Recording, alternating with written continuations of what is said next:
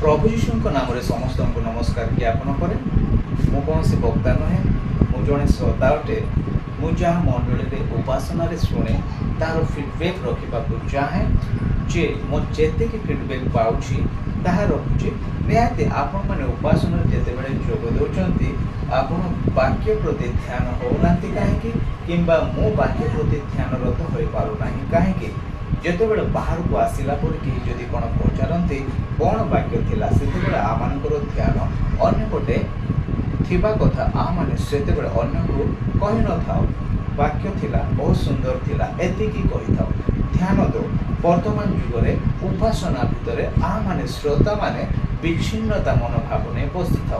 तो आमर विच्छिन्नता मनोभाव होबार किछि कारण मु फाइंड आउट कली जहाँकि आपण मान सामने रखा जी गुड़ाए कारण अच्छे। गुड़ाए कारण भितर मु पिन पॉइंट जहाँ तीनोटी कथा कहबी जे आपण मैंने देखु आम लिसनर बिलीवर आम श्रोता अटू आम जिते बड़े मंडली भितर उपासना चली बेले बसी था से आमर ध्यान प्रायतः मोबाइल भितर लगी रोचे जो द्वारा कि वाक्य वक्ता परिवेशन करने समय आमर ध्यान मोबाइल प्रायतः आटाच रोचे।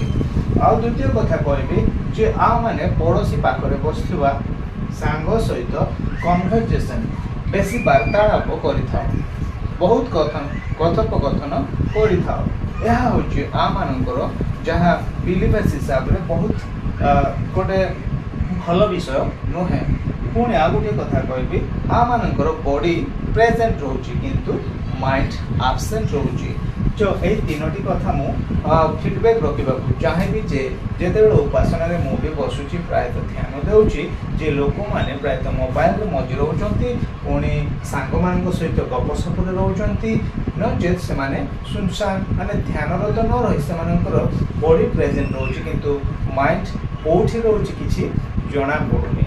मोर प्रिय बंधु मैंने भाई मैंने निहाती आम मैंने जिते उत्तम विश्वासी हो तो ये तीनोटी जिनस जहाँ मुझे कहली आम एवॉइड करवा दरकार उपासना भितर तेरे जाइए आम जड़े उत्तम बिलीवर्स ख्रीष्ट विश्वासी हो पार। God bless all of you my dear, thank you. Amen. निश्चय लाइक करेंगे, सब्सक्राइब करेंगे। नेक्स्ट वीडियो आप सहित देखा।